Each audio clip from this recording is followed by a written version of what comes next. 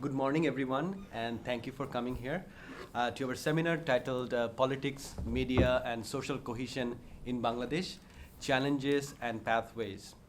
My name is Sudipto Rai. I'm a senior researcher at World Face Development Dialogue, a small nonprofit housed here at Berkeley Center at Georgetown University. I'm also a research fellow here. And it's my privilege to welcome all of you. Our executive director, Professor Catherine Marshall, she wanted to welcome all of you, but she could not. She has a long whole day meeting today, but she has a welcome message for us. So we're going to start with Dr. Catherine Marshall. Good morning, good evening. I'm Catherine Marshall, the Executive Director of the World Faiths Development Dialogue and a Senior Fellow at Georgetown University's Berkeley Center. Unfortunately, I cannot be with you in person today, though I'm following very closely and will watch the recording of the event afterwards. I have an all-day meeting that unfortunately I must be attending. This is an important meeting. We, the World Faiths Development Dialogue, and the Berkeley Center have been working in Bangladesh for a good 12 years, really exploring the complex question of how the religious world, which is so important in Bangladesh as in many other places, relates to development challenges and development success. This particular topic focuses on one that is often alluded to, but also bypassed, which is the links between religion and politics. We talk quite a bit about the politicization of religion and perhaps the religionization of politics. And the look that we will be discussing today focuses very much on the question of how the political parties view the religious element and what that means in terms of their platforms, but also their practice. So I wish you a very successful event.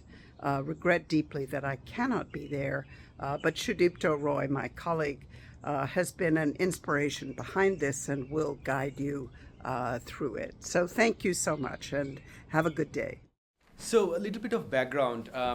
As Catherine mentioned, we have been working in Bangladesh for over 12 years now, and we are looking at basically faith dimensions of development and the different sectors of development: education, gender, environment, and so on. And what we do, we have a local partner, the Center for Peace and Justice, CPJ, at BRAC University, who are our local collaborator. And we have organized several meetings, gatherings, policy dialogues in Bangladesh, published a lot of papers and reports as well on this idea of what does religion have to do with Bangladesh's development. So in continuation of that, we have not focused on two major aspects of Bangladesh's development story: the politics of it, the governance and politics of it, and then how it is depicted in the media, social media outlet. So we reached out to Professor Yaz, and he accepted our request and published a beautiful report. We have a couple of printed copies, and if you want, we can also share the electronic copy of that report as well. So that basically the idea was, how does religion permeate the politics of Bangladesh? Is it an important factor? We have quite a few theories about Bangladesh becoming more and more religious. The religious sphere is increasing. How does that reflect in politics? And then again, how that is reflected in media and how media is maybe heightening it or highlighting it. So those are the concepts we wanted to look at. And then we've got the privilege of Dr. Ratan here, who has been extensively writing about Bangladesh's media sphere. So we thought that it's an opportunity to put them together and have this gathering and get it recorded so that people who couldn't come here because of summer and everything, summer vacation and everything, they could go back and take a look. So this seminar will focus on two recent papers, reports: the role of political parties in shaping social cohesion in Bangladesh and mainstream media's role in addressing religion in Bangladesh. And also it will focus on challenges and opportunities to foster a cohesive, inclusive society, particularly in the digital era. The first paper analyzes 32 election manifestos from 6 major parties since 1991. And it explores how parties address identity, pluralism, and cohesive values. I do not want to give away too much. Professor Riaz is going to talk about his paper. And then the next paper is highlighting debates on control, access, freedom, and surveillance within journalism. It also discusses the challenges posed by inadequate skills and ethical knowledge. So we have 2 speakers here. Professor Ali Riaz is a political scientist with research interests in South Asian politics, democratization, violent extremism, and Bangladeshi politics. He's a distinguished professor of political science at Illinois State University, a non-resident senior fellow of Atlantic Council, and the president of the American Institute of Bangladesh Studies. He served as a visiting researcher at the Varieties of Democracy Institute, VDEM, at Sweden, and as a public policy scholar at the Woodrow Wilson International Center for Scholars at Washington, D.C. in 2013. At Illinois State University, he held the Thomas E. Eimerman Professorship at the university and the University Professorship in different times, and he has been the chair of the department also. Prior to joining ISU in 2002, Dr. Riaz taught at universities in Bangladesh, England, and South Carolina, and worked as a broadcast journalist at the British Broadcasting Corporation, BBC, in London. His recent publications include Pathways for Autocratization, The Tumultuous Journey of Bangladeshi Politics, published in 2024, The Charade, Bangladesh's 2024 Election, and a co-authored book, How Autocrats Rise, Sequences of Democratic Backsliding. These are all published in 2024. 3 books published in 1 year? My God. And it's not even half of the year. Dr. Ratan Kumar Rai is an assistant professor of the School of General Education, BRAC University, Dhaka. He was Charles Wallace Bangladesh Trust postdoctoral visiting fellow at the South Asia Center of London School of Economics, UK, in 2022 and 23.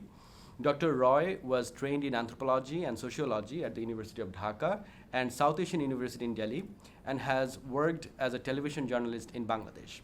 His major publications include Television in Bangladesh, News and Audiences, published from Routledge in 2021, Korean Wave in South Asia, Transcultural Flow, Fandom and Identity, published from Palgrave Macmillan in 2022, and Seeing South Asia, Visual Beyond Borders. It's a co-edited publication in 2022. He has one more book. I said too quickly. Television Publics in South Asia, co-editor, Routledge 2024. He's the director of International Research Center at CIMEC Institute of Technology. Is that a private organization? Yeah. Okay. A global research platform for scholars across the world in Dhaka. Dr. Roy's major research focuses on our interdisciplinary research, Mediated South Asia, Media Culture Society, Fandom, and transnational culture, digital and visual cultures. So we'll start with Professor Riaz. Thank you. Thank you, Sudipta, for your generous introduction. Thanks to Professor Catherine Marshall for giving me this opportunity to work with the Barclay Center. In a sense, this is my second or third interaction with Barclay Center over the last decade or so. But I must thank Barclay Center, Georgetown University. Sudipta has been very instrumental in getting this project done. What we're going to talk today and the paper itself, and as you can understand, when we work on a project, it turns out to be too big at one point. And I'm not going to try to summarize every bit of it. I'm going to highlight some of the things, and I hope you will be able to read that one. That will be posted at the website, so please do get a copy of it. As Sudipta and Professor Marshall has rightly pointed out, the role of faith in politics has become an issue over the years in the context of Bangladesh. There have been significant work on this, politicization of religion and religion as an instrumentalization of religion in politics in many ways. And that is what tend to be an issue both in Bangladeshi politics and in the academic studies of Bangladesh studies. Here what I have tried to look into, the question of faith, particularly in the context of politics, but not in the instrumentalization of politics as such. Rather, what we have tried to look into it as the role of religion as seen by political parties as an element of social cohesion.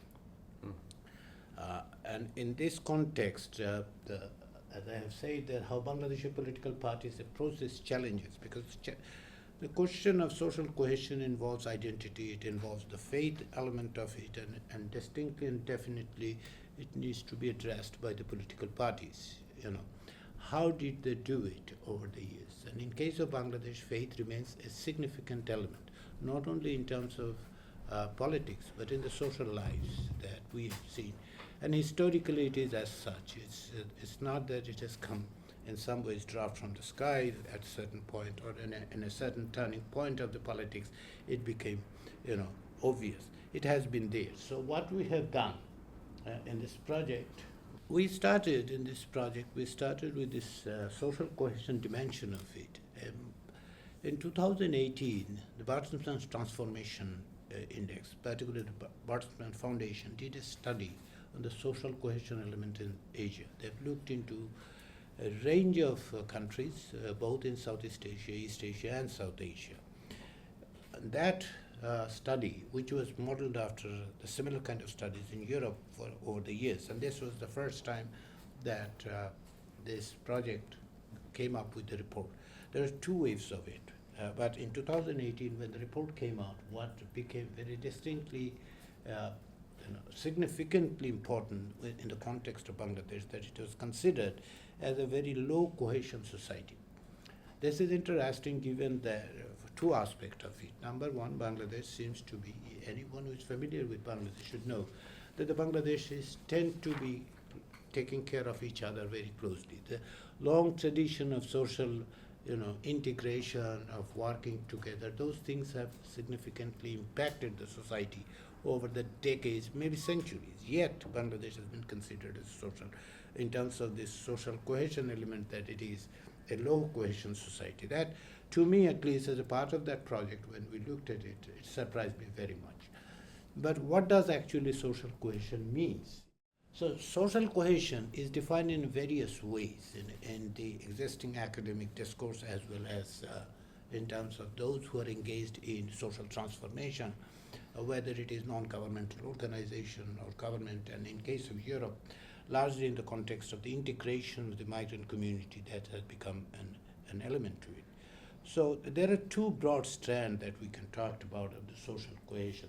It is multidimensional in the sense that you can see various elements to it. You can see various kinds of processes. That's two elements that has become important in understanding the social cohesion is the procedural aspect and also the socio-cultural aspect. One of those people who have looked into the social cohesion and mostly talked about that what does it mean? Meaning building shared values so that we can work together, building about reducing disparities in wealth and income, enabling people to have sense that they are engaged in community enterprises, facing challenges.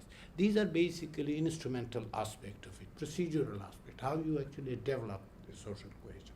On the other hand, there is the socio-cultural, that is the attitude and norms, values that is shared by people. It is not about the institution, but more so about the values that people share that brings people together. So the way we have looked at it, and at least in this context, that we have considered social cohesion as primarily a glue that keeps people together. We're together for what? For the ensuring the well-being of the citizen, so that we can work together to a definite goal. We can share the values, we can share the norms, but there are procedural aspects to it as well. So when the social cohesion literature, particularly the one that I'm referring to, they looked into three domains of this social cohesion. These are extent of social relations. It looks at levels of connectedness and strengthen people's focus on the common good. Mostly the social networks, trust in people, trust in an institution, perception of fairness. Those are the things that has been looked into. So with respect to the social relation, important things, one of the most important things which involves the faith issue is the acceptance of the diversity. Because in any society, among the diversity that we see, of course the gender element is there, ethnicity element is there, but faith is also an important one. despite the fact that Bangladesh seems to be largely homogeneous in the context of religion as well as in terms of ethnicity. But it cannot escape the fact that it is a diverse society. Any society today, it is impossible to consider that which is not diverse, whether we're in the United States, we're in any country in Europe, and so on and so forth. So when we looked at this faith issue, in many ways, what we've looked into, the acceptance of diversity, solidarity, respect for social rules, civic participation. Based on these, we have identified three actors and looked into the three thematic categories.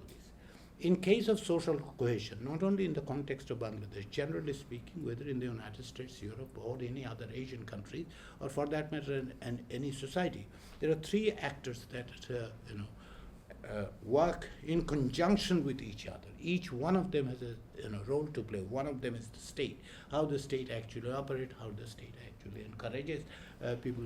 As you mentioned, this is a glue. How do you create that glue? How do you ensure that people are there? Civic society and political force. Among these three actors, in this project we have looked into the political forces, how they contribute. And three elements that we have looked into thematically, which are essential part, and these are not the only part, these are the essential parts of any kind of social cohesion. We are close together when we know each other, we identify ourselves in a certain way, we accept or do not accept, acknowledge or do not acknowledge the diversity issue, and the values that we share. That's why this is a combination. When we looked at these three actors, or three themes, particularly in the context of the political forces, we wanted to see both instrumental part of it, procedural part of it, as well as the values part of it, particularly when we're talking about the values. So what do we mean by the identity issue? Understanding one's position, who we are, because that determines how we are going to interact with others. Our own position, in the society determines the sense of belonging. That what is my role? How should I be identified? And this identification or the creation of identity in large measure is shaped by the state as well as other formal and informal institutions. And within those formal institutions, state plays a significant role. State is at the forefront of it, but the political forces are too. That's why when we talked about three forces, political force and state are separated. Again, going back to these three actors, you would see that we are talking about both state as a very formal institution, political parties, and a formal institution was very much ingrained into the society, and we are talking about the civic society, which is in between the state and the political parties. So the diversity issue is whether we acknowledge it, whether we accept that there could be cultural, there could be religious differences. What is our attitude to diversity? These are essential factors for a cohesive society in the sense that until and unless we acknowledge that there are other people who might not look like us, might not behave like us, but they are part of the society. How do we accept them? How do we acknowledge them? How do we interact with them? It is not only who I am, but who are they as well. So identity question is so much interdependent and somewhat mixed with this notion of this diversity. The third thing is the shared value. Shared values are the necessary solid foundation as we have described in our report. Why? Because until and unless we actually think, accept, acknowledge that we as a society need to have some shared values towards certain goals and objectives. This is the broad aspect that we looked at it, that okay, this is how we are going to look at social cohesion. There are three actors, we have picked up one. Among them, we have identified three thematic elements. Now the question is what role religion plays into it. Because in large measure, the academic literature on social cohesion does not involve religion question too much. This is where we are trying to interject, extrapolate, and see with some empirical data as to what it means, the religion. With respect to religion, there are always two elements. Some would say the religions are pro-sociality hypothesis as we describe it. What does that mean? Believes that those who believe, those who are believers, their behavior is much more of solidarity because they think they're part of a community. and however you define the community, they see that they have a responsibility and role to play in society for the betterment of it. Remember, we mentioned that it is a glue that is towards well-being of the society. So religion often tells us, whatever religion you are talking about, that teaches us to understand others, to live with them, their ethos, and we should have empathy towards this. So those who are talking about the role of religion in terms of the social cohesion, if we bring it to the social cohesion domain, what we see that yes, that should actually contribute towards social cohesion. On the other hand, there is a huge body of literature which talks about religious intolerance, and we hear it more often than the pro-social part.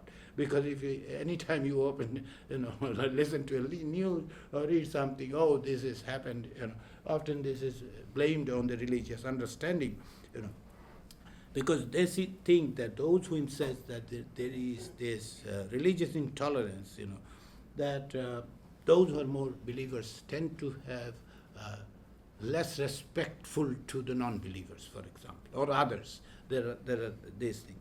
So based on this, that okay, we think that despite the fact that these two elements of this religion question, inherently religion has an element of compassion, of accepting the others, and accommodating others' views and their identities.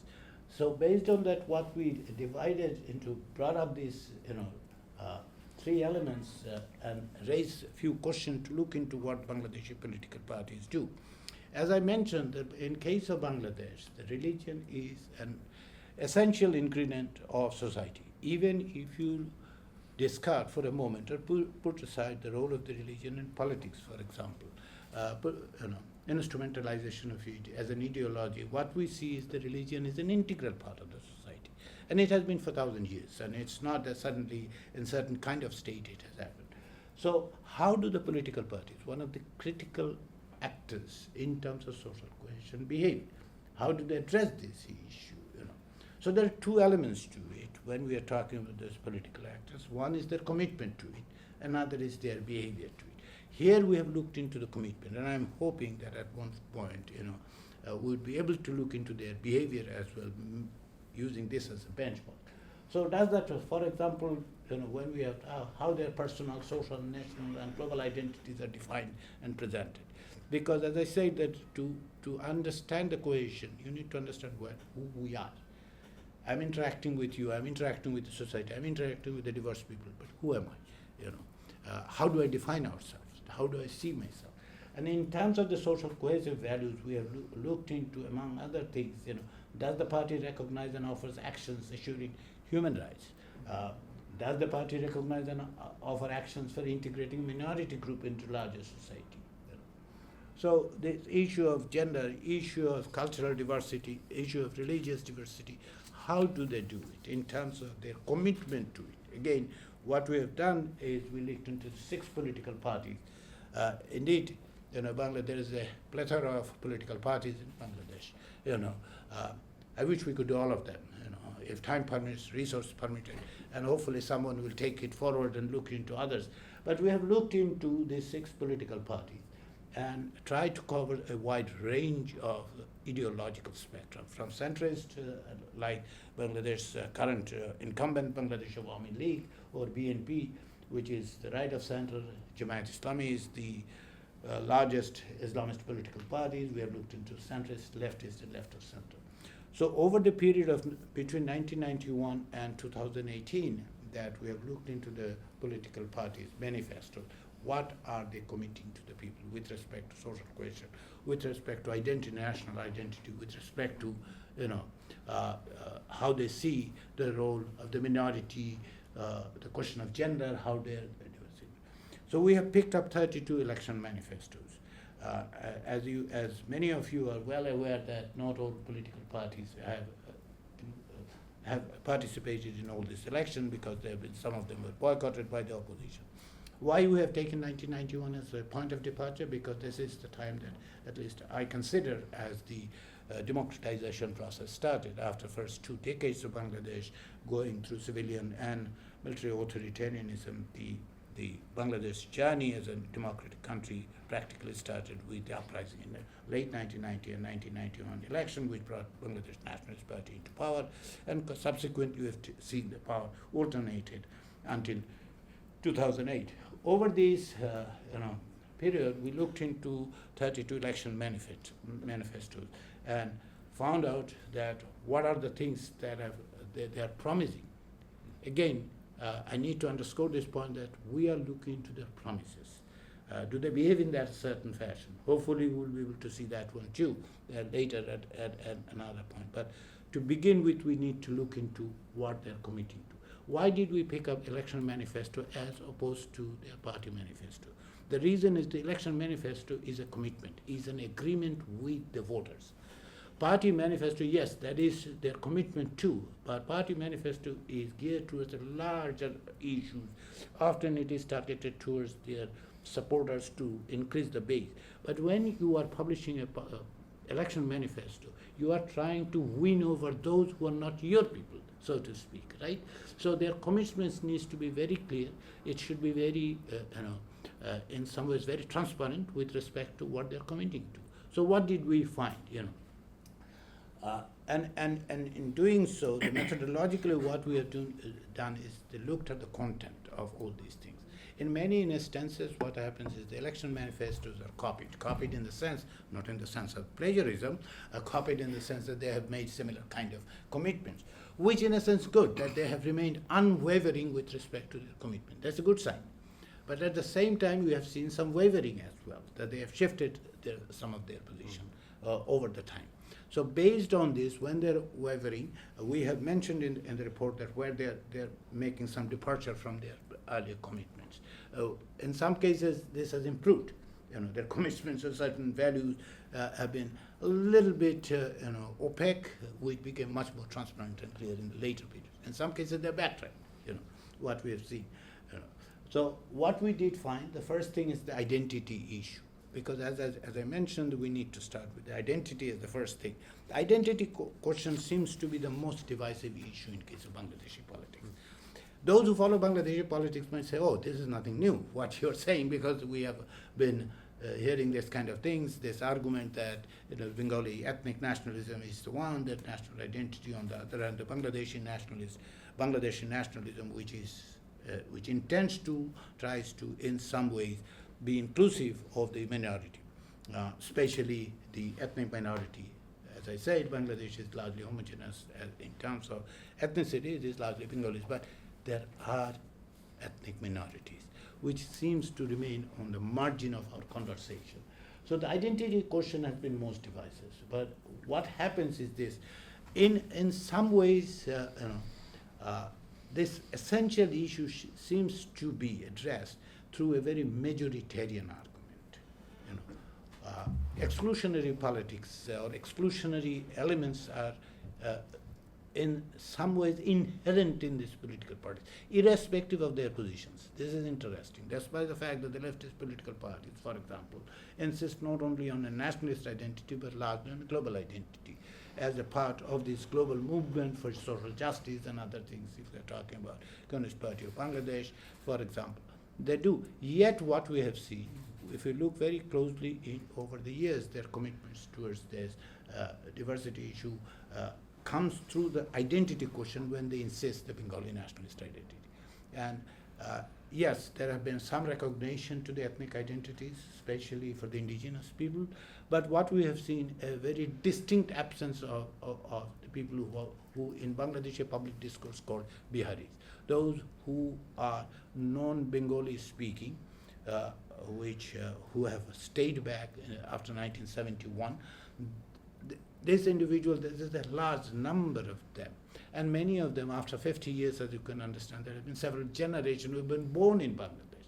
Bangladeshi in a court eventually, a few years ago, acknowledged that they are the Bangladeshi citizens, despite the fact they remain on the margin of the economy. But what we have found out, and very strikingly, there is a very clear absence of any conversation about them. How do you integrate them? What are the elements in this? And this majoritarian argument is, in large measure, I would say, very inimical to the social cohesion. Because when you are talking in terms of largely talking that this is the majority and the majority should actually rule, it is apparently, sometimes conflated with democracy.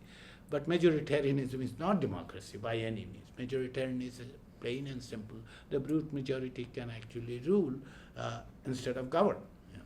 So this identity question, with respect to identity question, not only the apparent wage issue with respect to the ethnicity-based national identity of Bengali and the territorially based, so to speak, with respect to the Bangladeshi nationalism, we have seen the majoritarian argument, which is very exclusionary in some ways. The second thing that we have found out is with respect to this inclusivity and pluralism. All of them have promised of inclusivity, especially of minority, marginalized communities, However, increasingly what we have seen post-1996 particularly is the emphasis on what they're referencing as Islamic values. Almost all political parties, barring one left political party, and then we have this Islamist political party called Jamaat-e-Islami, which would definitely do so because that is their political plank of it. But if we look at the centrist, right-of-center political parties, they have, the centrist, right-of-center, and other political parties seems to be insist on that there will be no law inconsistent with Quran and Sunnah.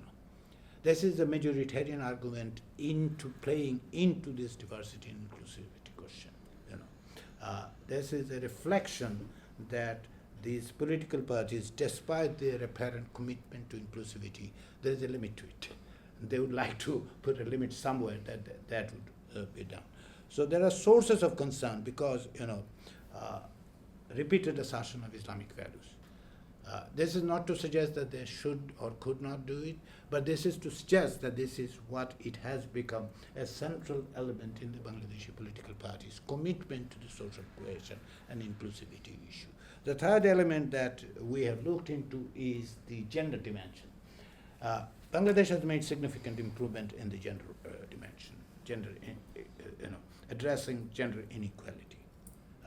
We have seen the extensive number of women going to school. We have seen the rise of the employment of women in the formal sector. Let me put it in the formal sector, because women have been part of any society always, And here, my friends, I completely disagree with my friends, economist friend, often that when they talked about, women are becoming more active, they have always been active. Forget about it. They have been active. They're now more in the formal economy. Those sort of improvement we have seen in case of Bangladesh. But what is happening here is the social norms, ingrained patriarchy, and particularly with respect to law, that we have seen this marginalization have remained. Non-inclusivity and non-equality or inequality of the women with respect to the inclusion in social cohesion. In any society, almost 50% and sometimes more than 50% is women. So when we are talking with the women's inclusivity, just in the context of as if they're participating in the labor force, that is sufficient enough. It is not.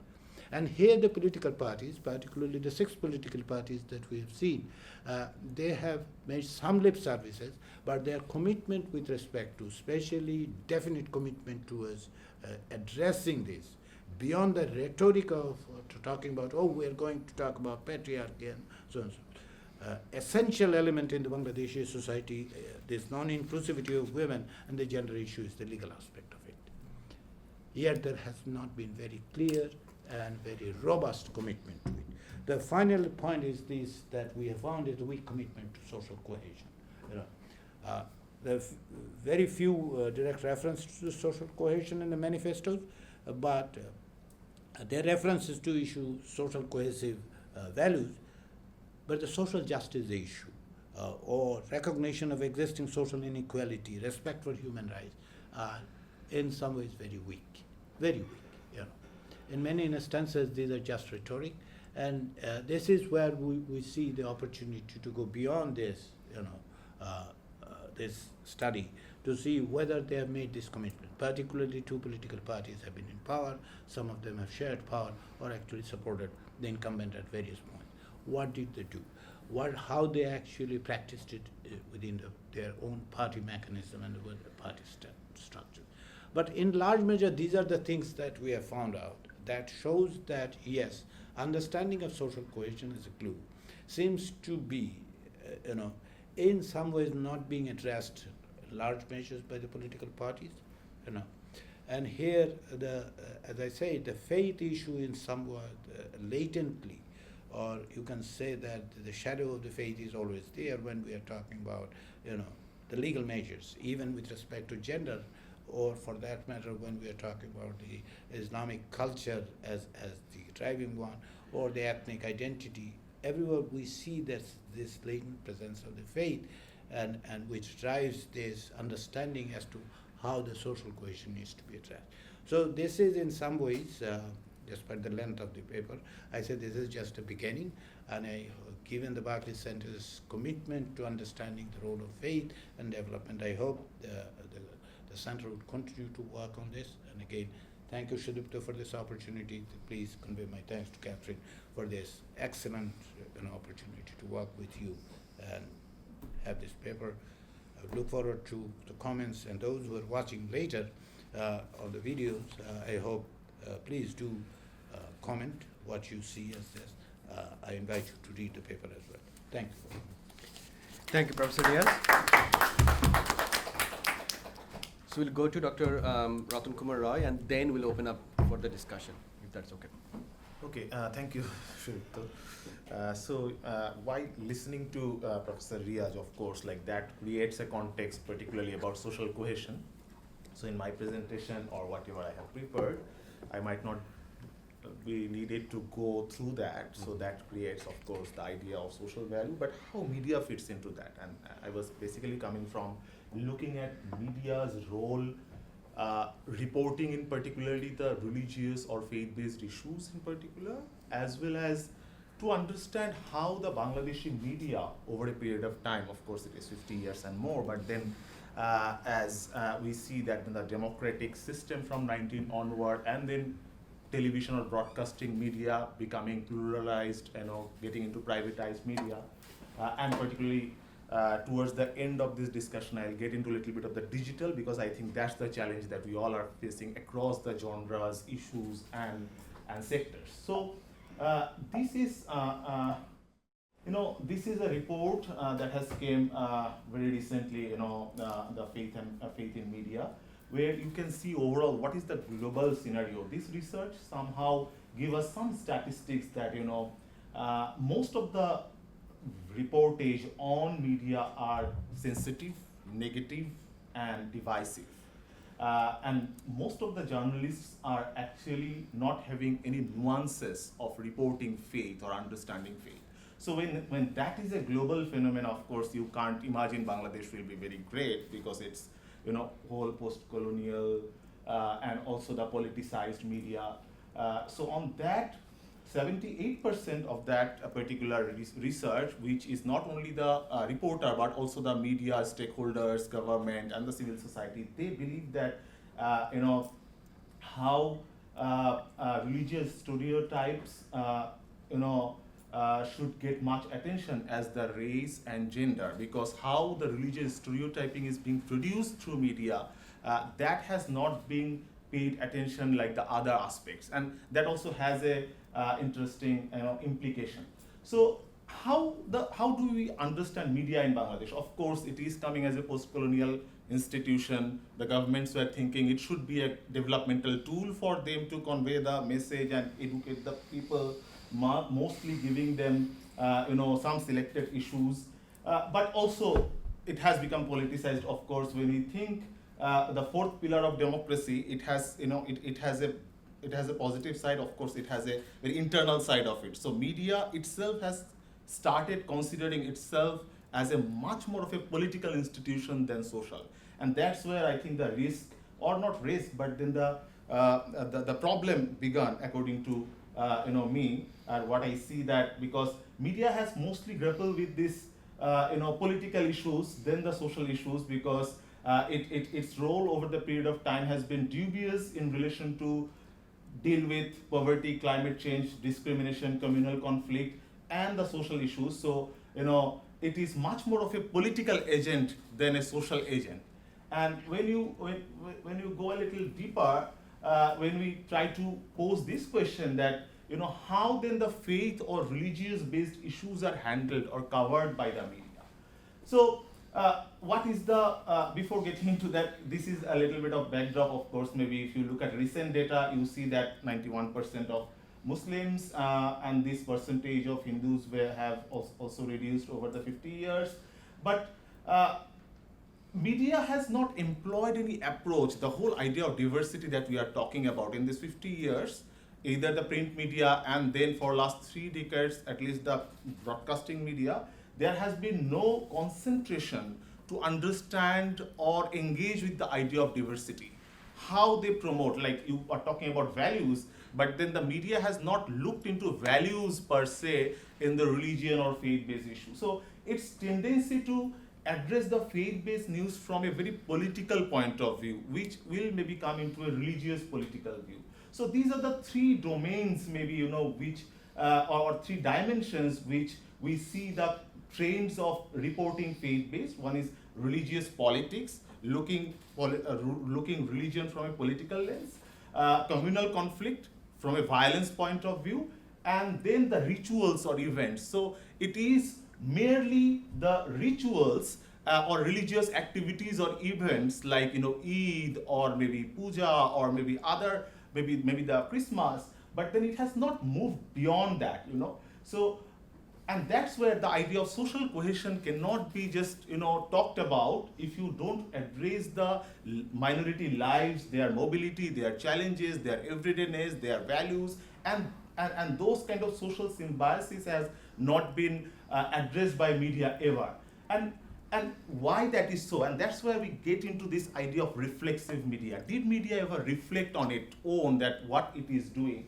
So, firstly, as I said, that when media grown itself as a political agent, it has an outlook of liberalist, secularist, democratic force, and all the media personalities try to say that we have to be very secularist, liberalist, and that somehow has got into the mindset of the budding reporters, and that creates another kind of an animosity with the anything that is a religious outlook.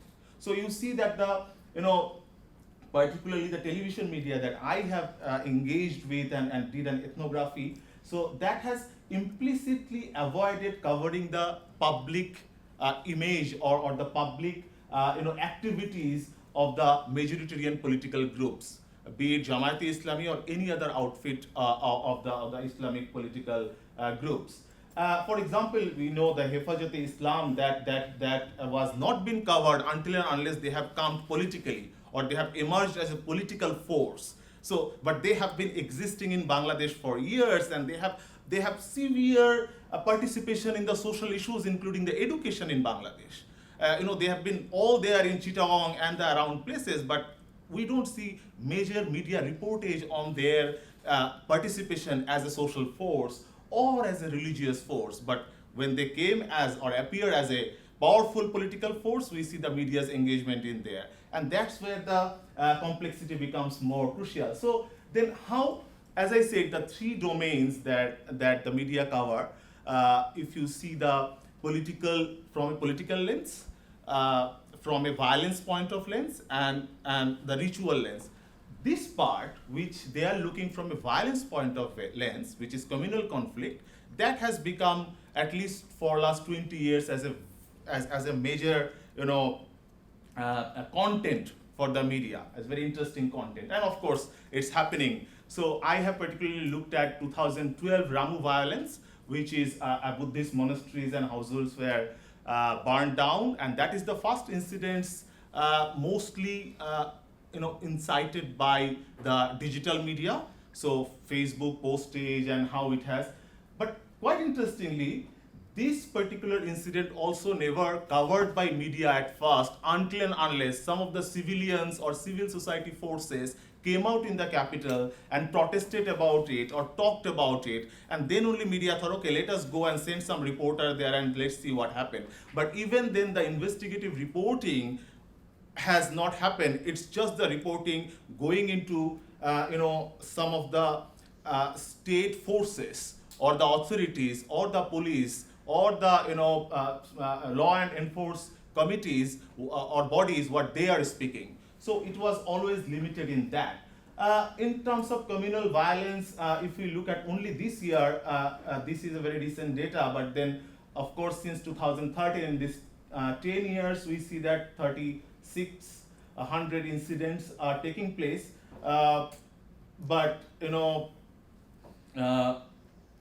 with the social media coming in, I think the things are becoming more and more complicated in the recent times. And this is a mapping of the communal conflicts in Bangladesh. Of course, when media looked at it, most of these are not actually come to the mainstream media, but on the other side, not the media's point of view, if you see the communal conflict mapping in Bangladesh, you see mostly these are happening in the bordering places, and that concentration is quite interesting for us.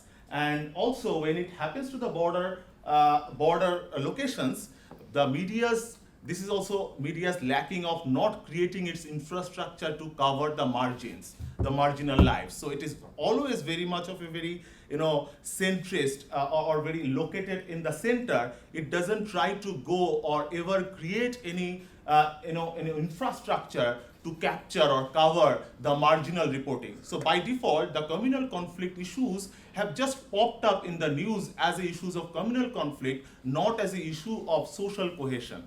And to make it as a social cohesion, there has never been a deeper engagement. It has always been looked at, okay, this is maybe Jamaat BNP led issues. But always these are not always political, or maybe all the political forces, be it Awami League, be it Jamaat BNP, there are some local complexities into this. There are some local politics, there are some issues of land grabbing. Those are never been captured by the media, particularly the mainstream media. Now, in my research, which I found particularly that though mainstream media wanted to avoid the persuasion of the Islamic group and judge these groups from a political point of view to keep its secular outlook intact, so it in one hand is basically creating an animosity or aversion with the majoritarian political group. On the other hand, its lack to not engage with the minority issues from a social point of view is creating another kind of gap of media. And that's what you see that, as I said, that it was never being reflected on media before it comes to the center, or in Dhaka city or in mainstream cities when some majoritarian civilian protests took place.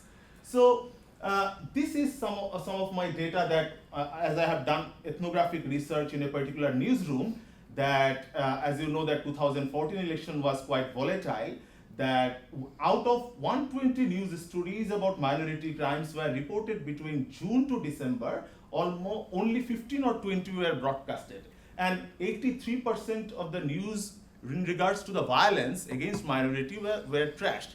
And on that, we found out that there are two kinds of perception within the news media they have developed. One group believe that no, it is our responsibility to keep the law and order in place. So they think that reporting all these things may make things more violent. Another group believe that let's pick this up as a very hot cake issue so that we can get more TRP.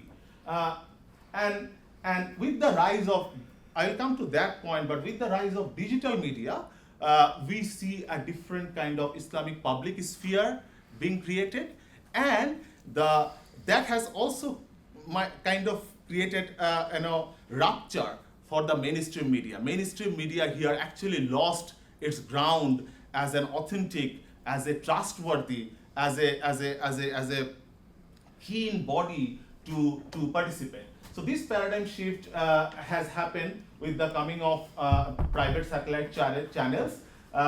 and also Professor Riaz's some of the work has also kind of looked at how these Islamic programs were broadcasted in the mainstream media, which was never in the scene, and there the people can have more interactive talk shows, which the idea of talk shows were very much always political, but with the coming of some televisions like Islamic TV and some of these televisions where now the religion could find some space in that, but then those television channels which came out in 2005-6 were shut down again in 2013 with the accusation of that those are actually propagating anti-state element and communal hatred. And this is the public space that I am talking about, how religion in the digital age look like. There are, Islamic discussion groups only for girls, Islamic education and Islamic life, some of the Islamic orators, public speakers, which were popularly known as Waz Mahfil or Waz, which we have studied for last 3-4 years online and looked at and found out that how that has created interesting dimension of gender as well. Waz Mahfils, which were mostly happened, in the public location, in the grounds, but now they have found a new space in the digital, and that has attracted the youth and women in particular. So women really found a new space to navigate, engage with the Waz Mahfils that that active engagement has actually created an alternative public sphere of the Islamic, beliefs, ideas, and values.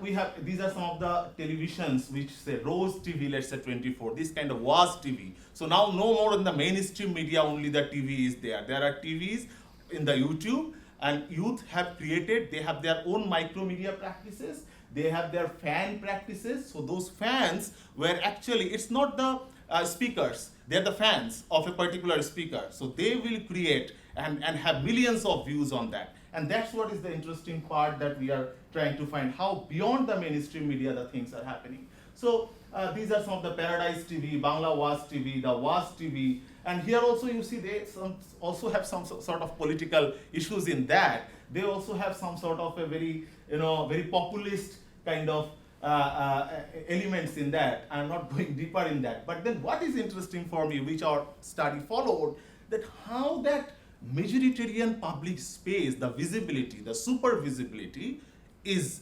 impacting the minority groups here. So instead of creating a social cohesion, you see that digital is creating much more of a divisive space where the minority groups are coming up with much more of a solid network of their own, and they are falling into the majoritarian trap, and they are creating their own network visibility in response to the super visibility of the majority Muslim. And that's where this is called Sanatan TV, which is the Hindu religion. So and in the same way there are Hindu TV, Bangladeshi Hindu social media group and follower group, only Hindu closed groups, and they do have their own kind of elements in that. Quite interestingly, some of their content are exactly copied from this Waz Mahfil, which traditionally the Hindu of Bangladesh will not have, but now they have also created similar kind of oratory practices, giving socio-political, cultural, elements in that.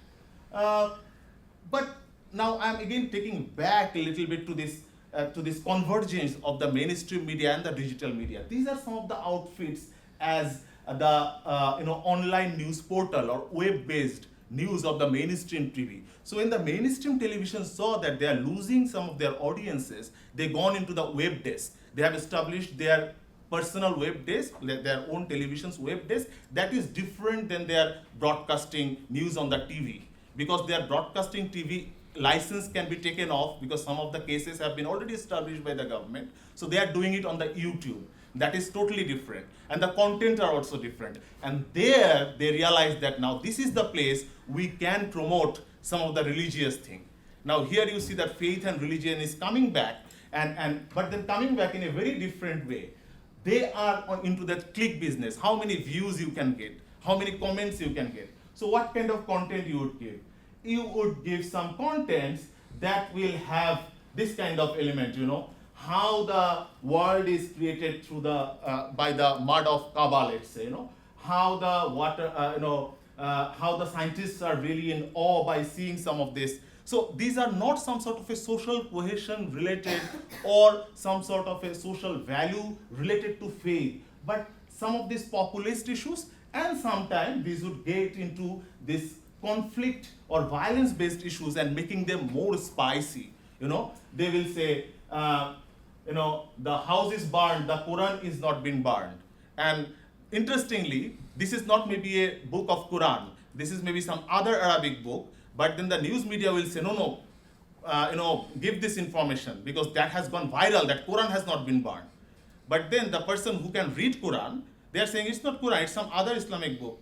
But then the headline or the thumbnail, they say, thumbnail has to be something very attractive, very popular. And that's where is the beginning of the misinformation and disinformation with this web-based. Now, this you see that how they are contributing to this volatile thing. So the two Muslim workers were killed, and then they have put it like, two workers were killed in relation to the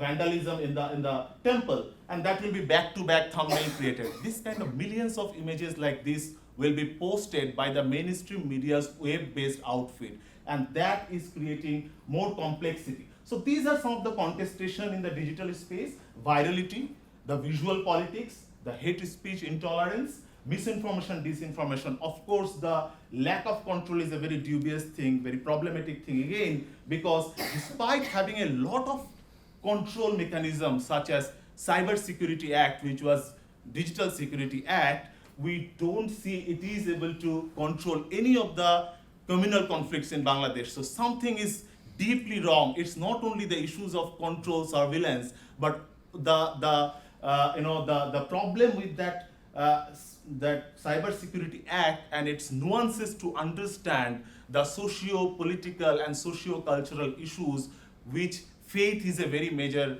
the center in that. So if we just look at the challenges, as I said, that media never has tried to create specialists, or we call beat reporting. There is no specialized beat which is called faith or religion. It is just a by chance. So something is happening, you just go there. Neither they have also gender or climate specialists in the Bangladeshi media. So that's the concern. Journalists who are covering faith-based news are not always familiar with even the cultural context of that particular religion. The government's implementation of CSA to regulate the digital space is problematic, as I say. CGS's study has showed, of course, it has arrested so many people in this 1 year, but then when you move in, you will see that a large number of people are minorities who are basically the victims, but they are being arrested just to give a sense to that, no, we have to keep the law and order. So if you are wrongly alleged even, you will be booked.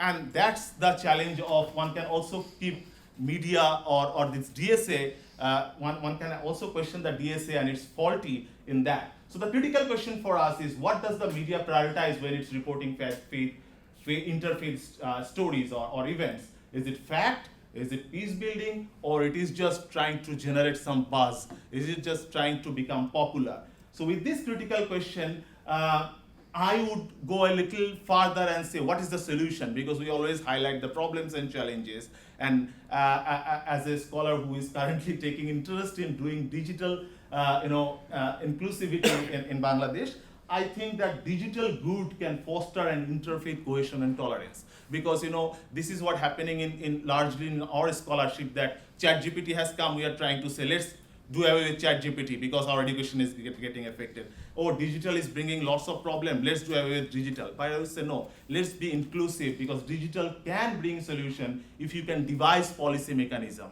And that's where I would say, and I would also maybe end in 2 minutes. So the interfaith dialogues and social cohesion, if it can be facilitated by media with the inclusion of digital, and for which we require at least 2 things. One is the infrastructure development of the mainstream media to really work as a socio-political agent, not only as a political agent, and go to those conflict zones and take some responsibilities to in what way they can create dialogues, not only in the television talk shows, but beyond that, but in that margin with the communities, and try to engage, involve, and investigate. And for that, you need an inclusive policy and advocacy, not beyond the state, of course. One has to come with that governance framework, and government has to be part of it. You need to devise policy mechanism, and then only you can have a mediated society which is pluralistic, inclusive, and cohesive.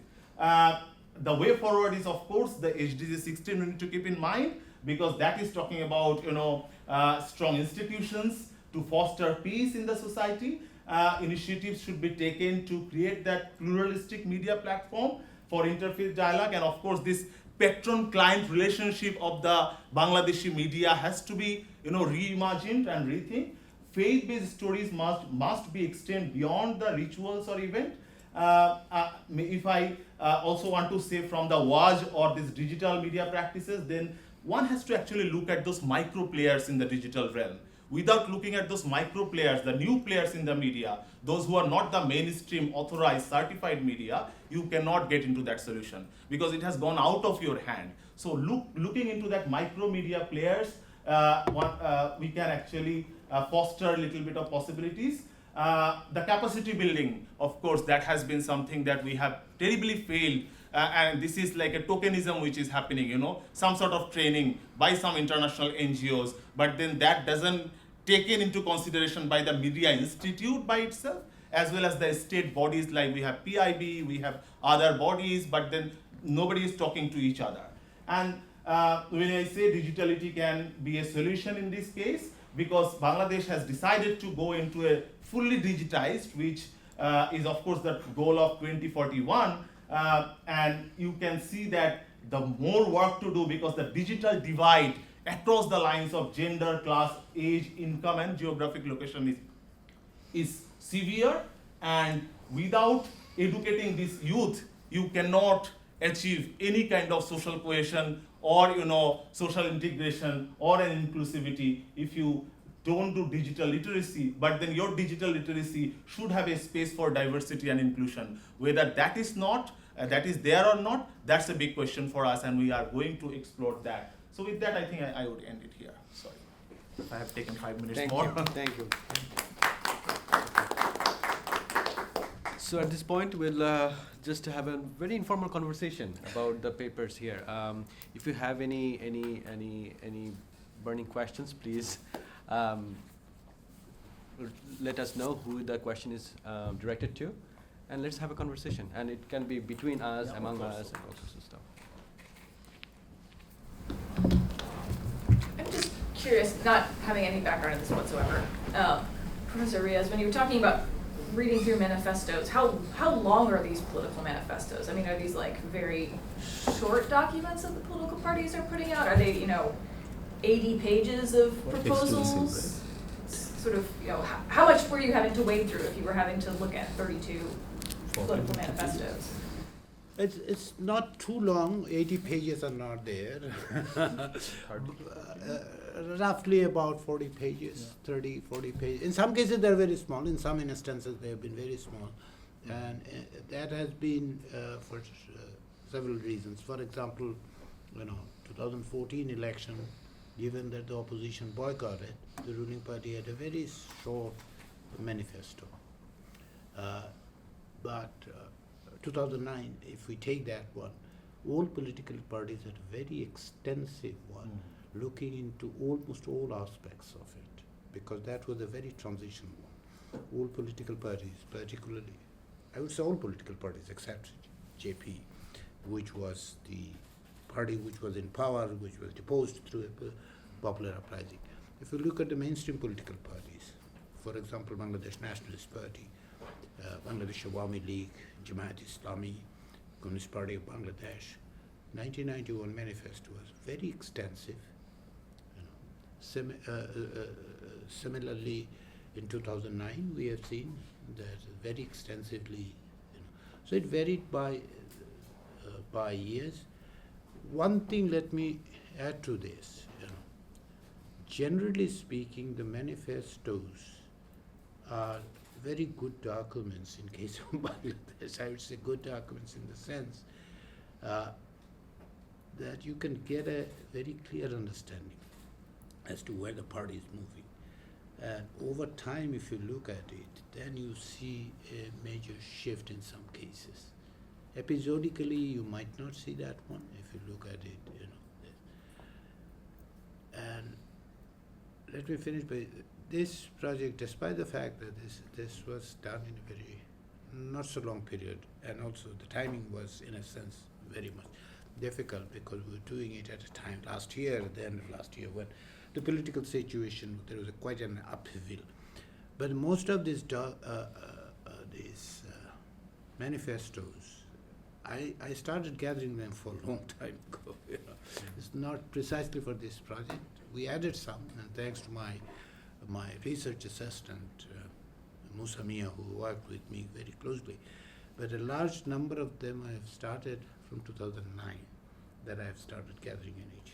Some of them I have used, some of them I have not used because I still have those, you know, at one point if possible, which again, one of the recommendations that we have come up for the Election Commission is they should get all these election manifestos and upload it in their website so that any researchers can go and look at it. We faced, surprisingly in some cases, in the missing manifestos, finding them was difficult in the sense because even the political parties couldn't provide us what they have said in 2001 or 2008, so on and so forth. But content-wise, they're good, barring a few exceptions. They're very good in terms of understanding the pathway of the political party. Amy actually read your report and edited the Thank version you most for your recently. So. for your comments. Yeah. Any questions or comments? Just one question to Professor Riaz is like when we were talking about this shift of like in the political parties manifestos, the Islamic views like Sunnas or that kind of things are coming. Like I know it's not the platform for that, but just out of curiosity, like why is this shift happening? Like why are the political parties taking it like more seriously into their manifestos? And the second thing is like regarding that manifestos, how well they are communicating it to the people.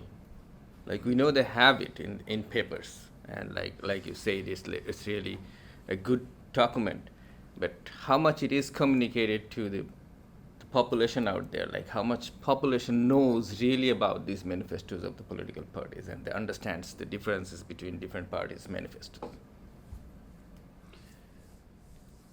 Almost $1 billion question, but let me try to answer it anyway.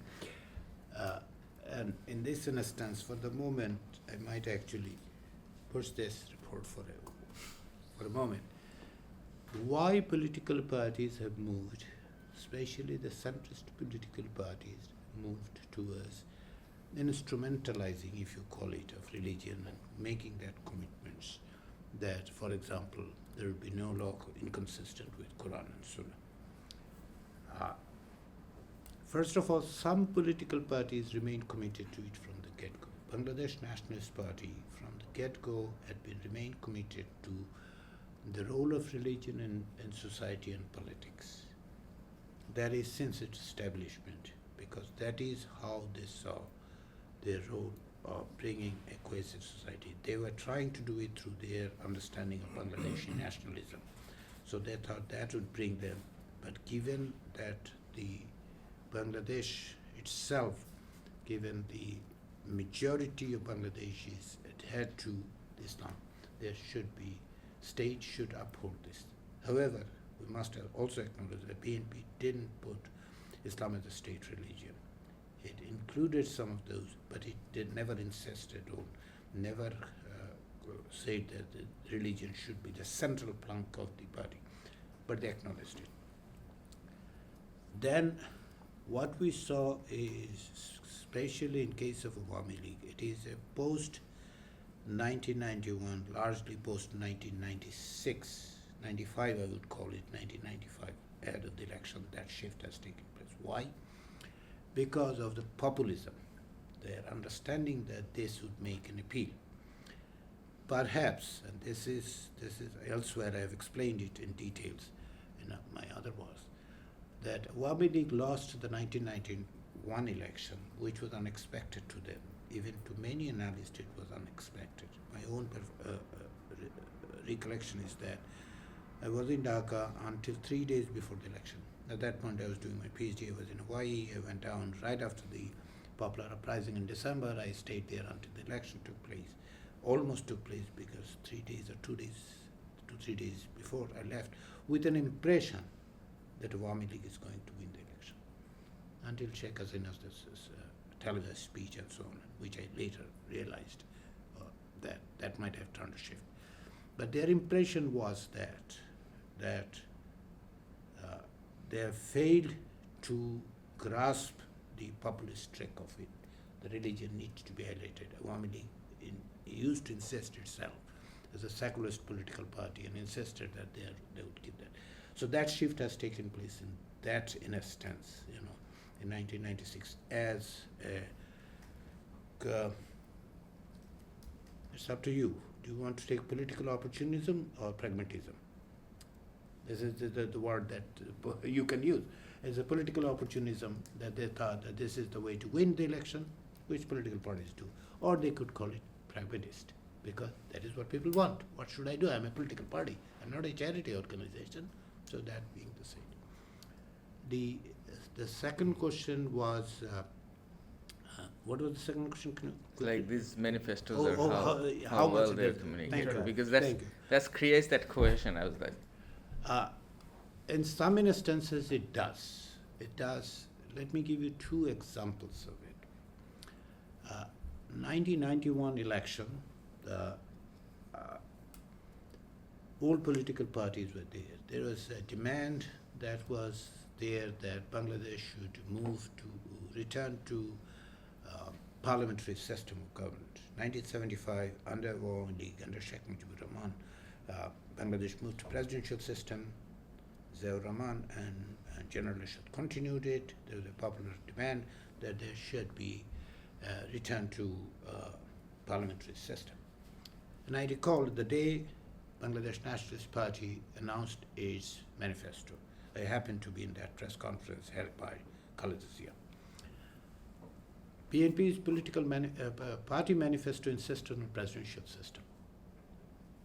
Its election manifesto says that it would keep the presidential system. Excuse me. However, the journalist asked what would be their decision with respect to this. Is there a decision that, given that there are demands? If my memory serves me right, the response of Khaleda Zia was that Parliament will make that determination. And I mentioned it in one of my books that on political history of Bangladesh. Some journalists said she avoided the question. She simply avoided the question. Others said she has shown that she is respectful to the opinion of the people. If the Parliament decides, she would adhere to it. Parliament, despite the fact that BNP won a majority, Parliament decided to move parliamentary system. BNP moved that bill among very few. Possibly there are 2 or 3 at best out of 16 amendments to Bangladesh Constitution, which was passed by both opposition and Treasury together. This is one of them. And thereafter, everyone took every single word of BNP's, manifesto, what they said, what they're going to do, same with the Awami League. So that is first example. Second example is 2008 election. Awami League came and declared their manifesto, Charter of Change, Din Bodoler Shonot. That was discussed, debated, and took into, basically everyone almost read every single sentence of it. That created a stir, everyone. So does it make sense? Yes, it does, in some cases. Do we read everything and do we hold them accountable for that? That is the part the media fails. That is the part the civil society fails to do. They make promises, they don't adapt to it. And lately, given the changes in the Bangladeshi system of election, which I think is absolutely non-elections nowadays. Parties don't care about the manifesto because it doesn't make any difference. But so the long answer is this: often it does, some instances it doesn't. At the end of the day, the unfortunate part of this, and this is my understanding, not this report, this is my understanding as a little bit of Bangladeshi politics observed that I have observed throughout my entire career, is this, that does policy determine the vote in case of Bangladeshi election? Unfortunately, my observation is this: in a free and fairly held election, it is not the opposition party which wins, it is the incumbent which loses. In case of free, fair elections in Bangladesh, which is 1991, 96, second election in 1996, 2001 and 2008, each time incumbent lost. Why? Because these are referendum on the performance of the previous government, and they lose. So does policy make a difference? Does these documents make a difference? I leave it to you. Professor Ratan, I have a question for you. You had quite a few important and interesting topics in your own presentation. You were trying to figure out a lot of conundrums. One of them is that what you said, that the minority groups are also coming to this digital era, and they're following in the Mediterranean trap. And you mentioned that in Bangladesh context, but if you broaden that into the South Asia context, does that give you an explanation? Like we are seeing that a lot of Hindu religious leaders are coming on TV or social media in India. Do you see that is kind of like what's trickling down to Bangladesh as well, or do you think this is a unique? No, I would say a little differently, Uh-huh. maybe because see, Bangladesh, India, one cannot see this disconnected. Mhm. Of course, when you look at South Asia, there are certain commonalities. If you go to Nepal, if you go to Sri Lanka, if you go to Bangladesh, Maldives, and at least these 5 countries, there will be this ethnic and religious, but that's a different thing. The question that particularly you are asking, I think that is more related to Bangladesh and India's religious majority minority, which is getting altered. I won't say the trend that we are observing, and we have written a paper on that, how this minority is coming as a community on social media. If you want to see this as in the counterpart of India, interestingly not happening. So in that case, rather they have not followed any trend of the Indian Muslims who are minority in India. Right. They have not followed their trend. Rather, some of the instances are telling that some of these communities are patronized implicitly or explicitly by the majoritarian rise of Hindutva in India. And that's the technically again very problematic part. Jatiyo Hindu Porishad, like one of this major group which is directly having linked with the Indian majoritarian Hindutva group, and that when that maybe not, I can't prove you that they are pumping money or any support, but it is some sort of an implicit supporting, then some of them will interview some of these people who got, kind of sent back to India or who have settled down in India. So how do they, as a researcher, it's very difficult for me to even go and interview somebody who has been in exile, but then these groups do have certain contacts and communication and connection to the Indian counterpart. And in that way, I think cross-border studies fits in that matter. But I won't say that is a trend being followed, but this has emerged firstly to follow that I said the hyper-visibility of majoritarian Muslim or its various outfit, let's be it Waz Mahfil or Hifazat-e-Islam or Basher Kella or something, at least last 10 years in the digital platform. As a repercussion, this Facebook, YouTube-based Hindu minority groups in Bangladesh are becoming more and more active and visible. It's very interesting because lots of cross-commenting also works in Yes, these digital spaces, very much. right? Like if somebody is commenting from Kolkata, it's difficult to maybe see whether he's from Kolkata or she's from Kolkata or actually from Bangladesh, and they're commenting. But the particular thing that made me ask that question, the connection between this, lots of comments I see are some sort of like a Bang Hin kind of like a comment, Yes. like somebody ki joy or something like that. Yes, That's more yes. of like a Hindi way of congratulating somebody, not Bangladeshi way of congratulating. So that's why I was thinking like Yeah, how so they I think that has a larger, if you want to draw a political map, you would see the rise of BJP, RSS in West Bengal has a larger link to this, and this is not very difficult to even, understand. right, right. So, yeah. Any last question? Yes. Yeah, I have a couple questions. One is for Dr. Rodhanos and Dr. Riaz. Let me start with Dr. Riaz. Like, I know you focusing on very much the media aspect of Bangladesh, but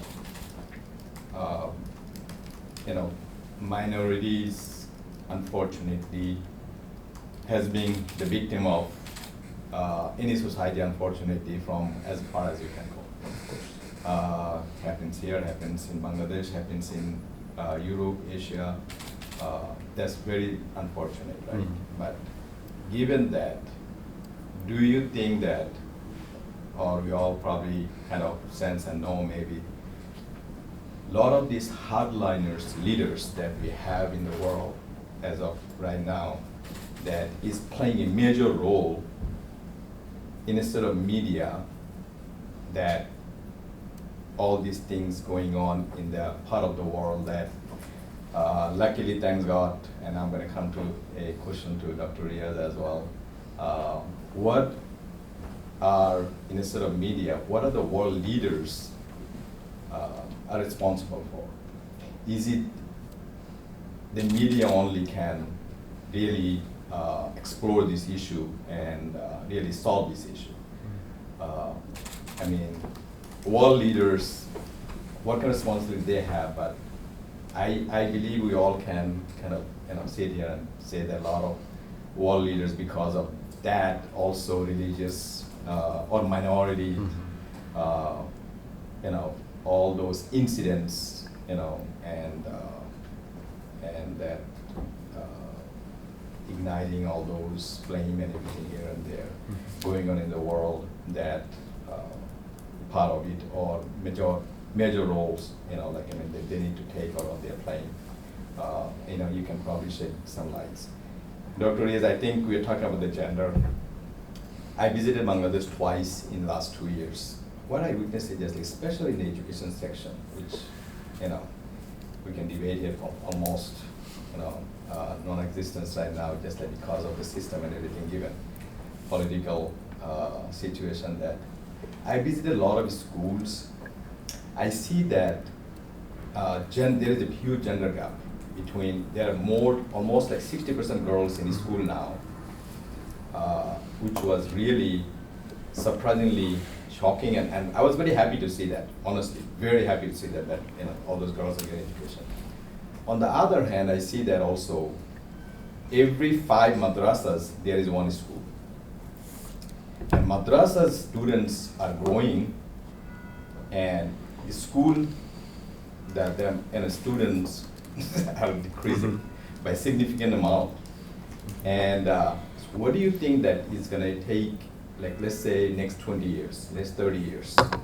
What kind of impact is going to have politically? But luckily, thanks God, Bangladesh hasn't elected any extremist government as of today. Hopefully, they will never do that. But what impact is going to have those students, those young generation come out from those areas that in the future politics? Okay, very briefly.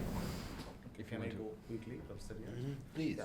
So I think very interestingly, when you say world leaders, right?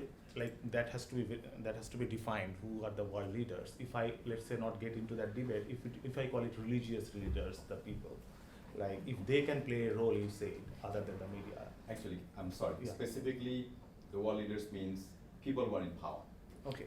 No, then for me, answer would be very simple.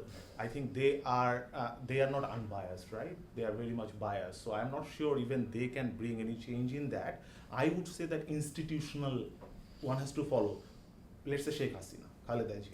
They are individuals, they have their own values towards it. But when they are prime ministers, then we can ask them a question.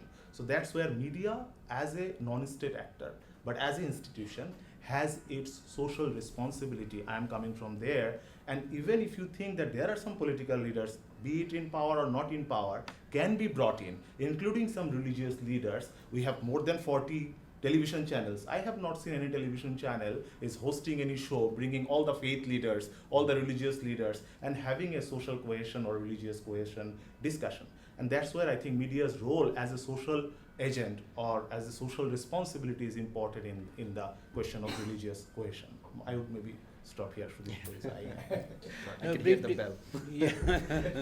We can continue this conversation over lunch. offline. But 2 points need to be understood. With respect to the gender gap in education, Bangladesh has made significant improvement, despite the fact that over the last 4 years, this is on a downward trend. If you look at the official statistics, you see that child marriage has increased, millions of students have dropped out. These are Bangladesh BAN-based and BBS data. With respect to the number of female students increasing does not necessarily mean, to me at least, empowering women when there are social norms which are keeping them at bay, and especially the legal apparatuses are detrimental to the equality of women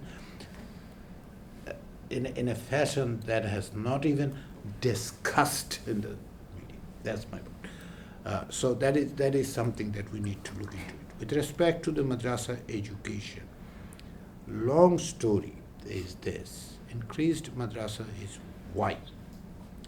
Instead of vilifying the madrasas by itself, I would like to have a soul searching with respect to why parents send their children to madrasas, religious seminaries. There must be something that is Bangladeshi education system is missing right now. And again, with respect to madrasa, my own work with respect to South Asian madrasas, that what I have insisted that it is not only the curriculum that one needs to see with respect to madrasa. What you are referring to is largely Qawmi madrasa, I understand, not the Aliyah madrasa in Bangladesh. What needs to be seen is the environment that they are nurtured. The exclusionary environment, no interaction, gender interaction, no interaction with the world, having exposed to what is happening, and in a very restrictive, regimented manner that they have grown up. That is inimical to, again, we're talking social cohesion, not the politics, but it is inimical to social cohesion. Unless I have respect for you, unless I understand you, how would I actually have a conversation that puts us on the same plane as an equal one, right? That can be morally, ethically, I can take a higher ground and say, okay, that doesn't help. That doesn't help for a cohesive society. Parents have a choice.